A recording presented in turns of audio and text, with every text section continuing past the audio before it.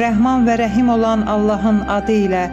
Ey aləmlərin Rəbbi olan Allahım, bugün də sənə qul olaraq əl açırıq.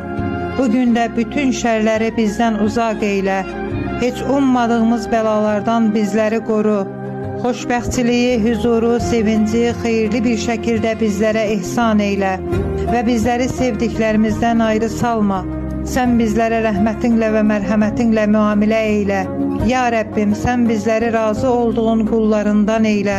Ey ruzi və hacət qapılarını açan Rəbbimiz, biz qullarına ruzi və fəzilət qapılarını aç, bəlalardan bizləri qoru. Bütün xəstəlik və mərəzləri üstümüzdən götür. Dünya və axirətdə qarşılaşacağımız müsibətlərin hamısını bizdən uzaqlaşdır. Allahım, səndən dəyişməyən iman, tükənməyən nemətlər və bir də Həzrəti Muhammedlə birlikdə ən uca əbədi cənnətdə ol.